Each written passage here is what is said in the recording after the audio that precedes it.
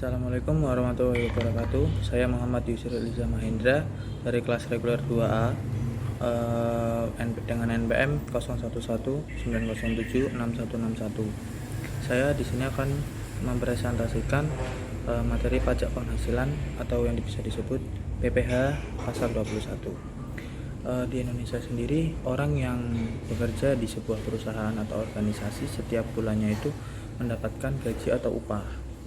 Nah, dengan gaji atau nominal gaji itu diterima setiap bulannya adalah jumlah yang sudah dipotong oleh PPh 21.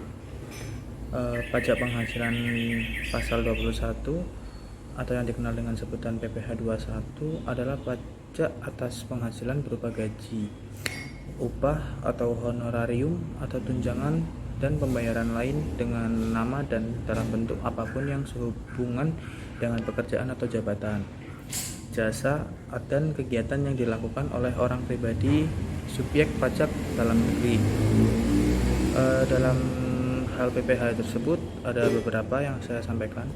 Wajib pajak atau penerima penghasilan yang dikenai PPh pasal 21 berdasarkan peraturan Dirjen Pajak nomor PER strip 16/PJ/2016 bab 3 pasal 3, penerima penghasilan atau wajib pajak yang dipotong oleh PPh pasal 21 atau PPh pasal 26 adalah orang pribadi yang merupakan diantaranya pegawai.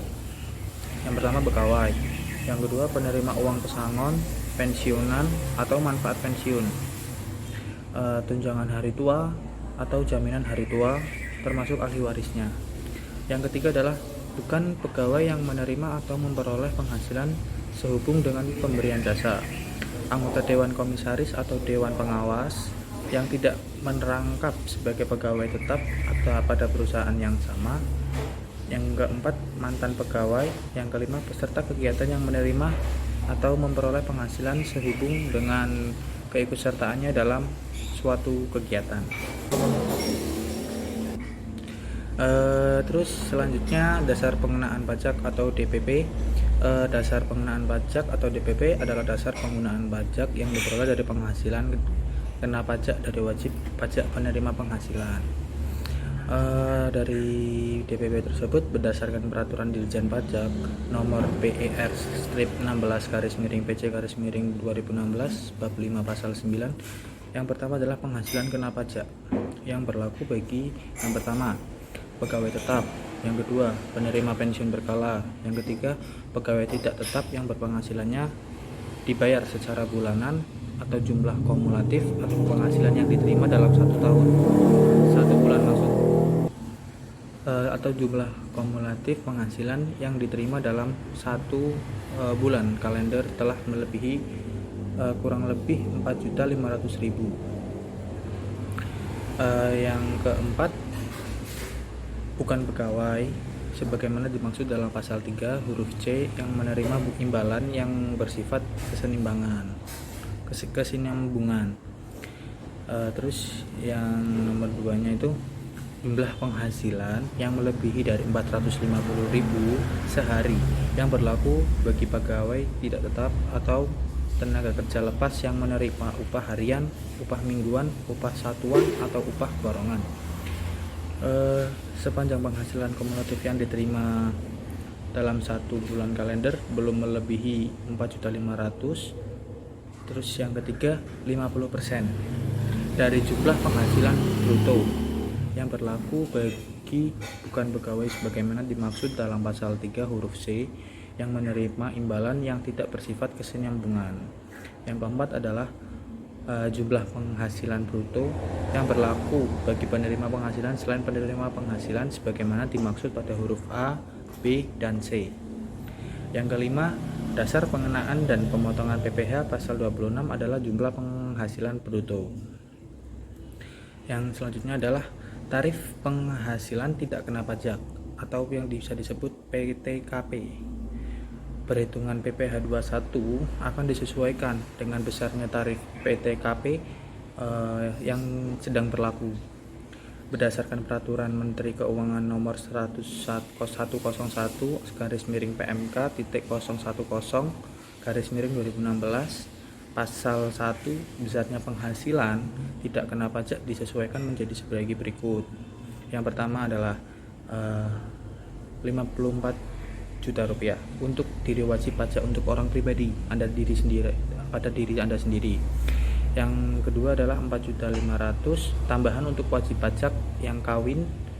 Yang ketiga 54 juta rupiah tambahan untuk seorang istri yang penghasilannya digabung dengan penghasilan suami sebagaimana dimaksud dalam pasal 8 ayat 1 Undang-Undang Nomor 7 Tahun 1983 tentang pajak penghasilan sebagaimana telah beberapa kali diubah terakhir dengan Undang-Undang Nomor 36 Tahun 2008.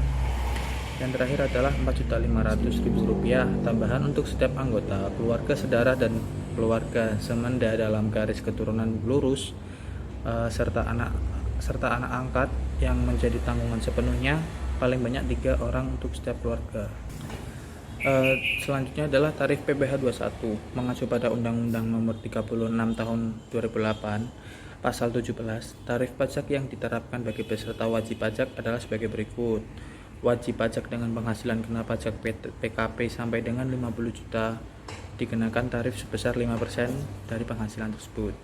Yang kedua, wajib pajak dengan penghasilan kena pajak PKP di atas 50 juta sampai dengan 250 juta dikenakan pajak sebesar 15%. Yang terakhir adalah wajib pajak dengan penghasilan kena pajak PKP di atas 250 juta sampai dengan 500 juta dikenakan pajak sebesar 25%. Berikut saya akan memberikan contoh jika PKP di atas uang 50 juta rupiah. Seorang karyawan berstatus TK _0 atau tidak kawin dengan tidak memiliki tanggungan, bekerja di sebuah perusahaan dan memiliki golongan jabatan yang cukup tinggi dengan gaji bersih 10 juta per bulan atau 120 juta per tahun, maka perhitungan tarif PPh 21 sebagai berikut. Bisa dilihat untuk PKP penghasilan bersih atau PTKP, PKP 120 juta dikurangi uang dari 54 juta tersebut. Jadi PKP yang ditanggung adalah 66 juta. Karena PKP-nya masuk ke layar 2 antara 50 juta sampai dengan 250 juta, maka berlaku 2 lapis tarif PPh 21. Pertama, 50 juta dikenai tarif 55% dari sisa dan sisa dari 66 juta dikurangi 50 juta yaitu 16 juta dikenai tarif 15%.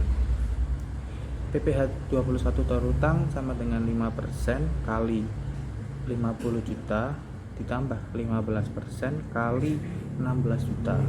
PPh 21 terutang sama dengan 2.500.000 tambah 2.400.000.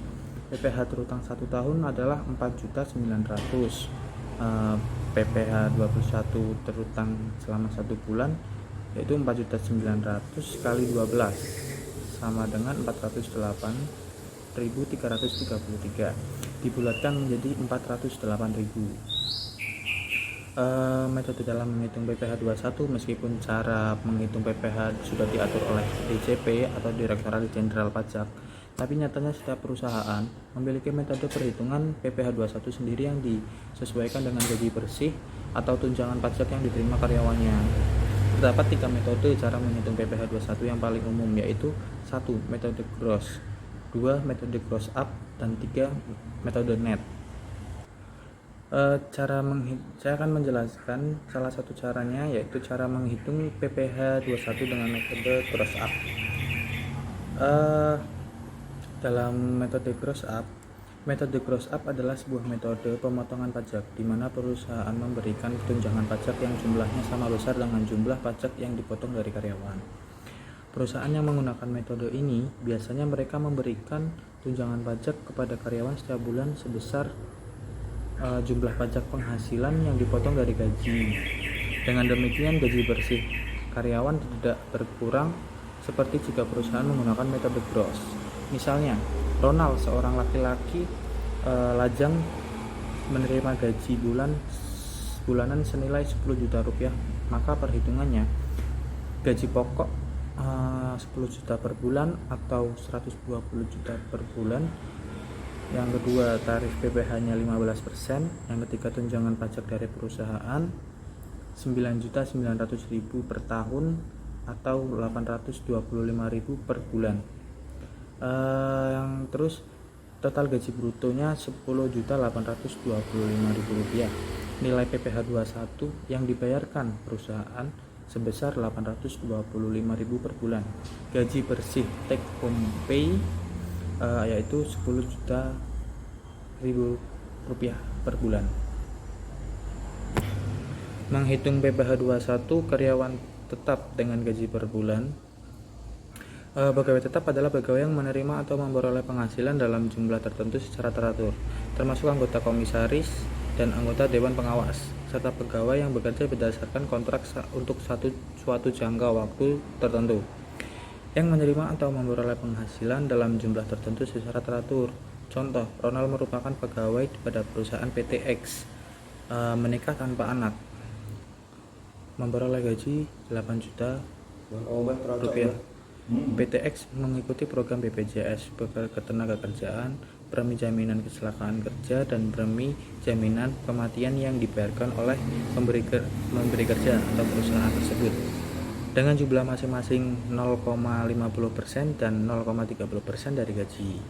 PT X menanggung iuran jaminan hari tua setiap bulan sebesar 3,70% dari gaji, sedangkan Adi membayar iuran jaminan hari tua sebesar 2% dari gaji setiap bulan. Di samping itu, PT X juga mengikuti program pensiun untuk pegawainya.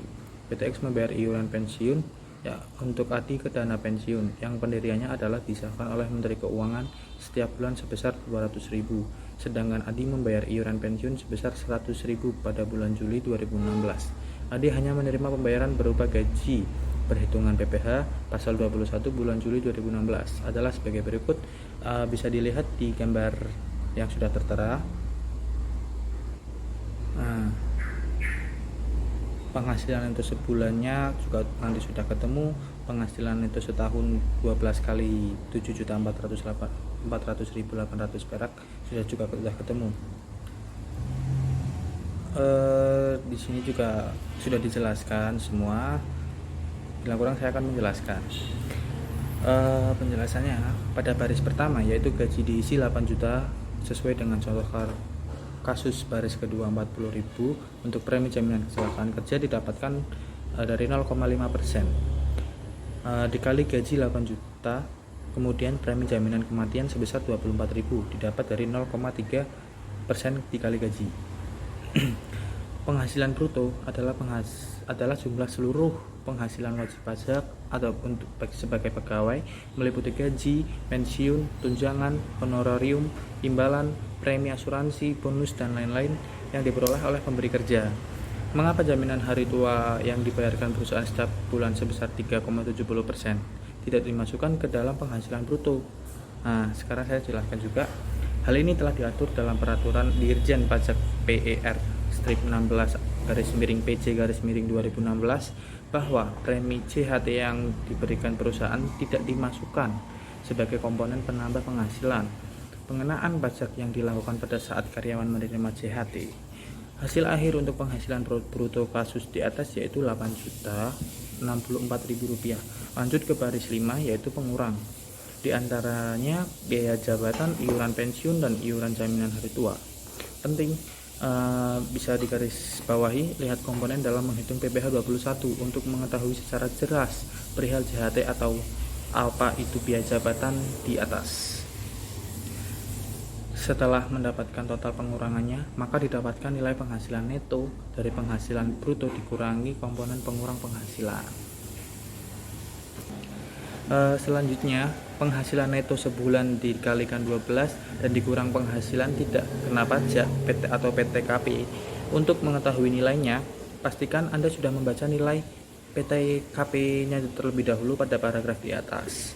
Apa saja kategorinya sebelum belum kawin ataupun kawin dengan anak 1 atau 2 atau 3. Penghasilan neto setahun dikurangi PTKP diperoleh penghasilan kena pajak setahun yaitu 30.309.600 Untuk proses perhitungan PPh 21 selanjutnya, di mana angka 5% di atas, angka tersebut didapat dari tarif PPh 21. Lihat kembali penjelasan di atas. Karena penghasilan netonya di bawah 50 juta, maka dikenakan tarif pajak sebesar 5%, sehingga dari perhitungan 5% dikali 30.309.600 rupiah, dapatlah PPh 21 terhutang setahunnya adalah 1.515.450 rupiah. Hasil ini dibagi 12 untuk mendapatkan PPh 21 per bulan menjadi 126.228. Contoh cara menghitung PPh 21 dengan karyawan tetap dengan gaji mingguan atau harian. Perhitungan PPh 21 ini bukan untuk pekerja lepas. Adi Putra pegawai di perusahaan PT ABC Subur Makmur, memperoleh gaji mingguan sebesar Rp1.500.000. Adi Putra telah menikah dan memiliki seorang anak. PT ABC Subur Makmur masuk program BPJS Ketenagakerjaan. Premi jaminan kecelakaan kerja dan premi jaminan kematian dibayar oleh pemberi kerja dan jumlah masing-masing setiap bulan sebesar 1% dan 0,30% dari gaji. PT ABC Subur Makmur membayar iuran jaminan hari tua setiap bulannya sebesar 3,70% dari gaji, sedangkan Adi Putra membayar iuran pensiun sebesar 50 juta dan jaminan hari tua sebesar 2% dari gaji. Dalam minggu kedua pada bulan September 2017, Adi Putra hanya memperoleh pembayaran berupa gaji, sehingga perhitungan PPh pasal 21 untuk minggu kedua bulan September adalah sebagai berikut. Bisa Anda lihat dulu tabel yang sudah saya buat ya, semuanya dilihat terlebih dahulu atau bisa dicek langsung ke file. Terus saya akan melanjutkan untuk menjelaskan yang lain. Contoh lain, Babang Eko, pegawai pada perusahaan PT Chandra Kirana, menikah tanpa anak, memperoleh gaji bulanan 8 juta rupiah. PT Chandra Kirana mengikuti program BPJS Ketenagakerjaan. Premi kecelakaan kerja dan premi jaminan kematian dibayar oleh pemberi kerja dengan jumlah masing-masing 0,50% dan 0,30% dari gaji. PT Chandra Kirana menanggung iuran jaminan hari tua setiap bulan sebesar 3,70% dari gaji setiap bulan. Di samping itu, PT Chandra Kirana juga mengikuti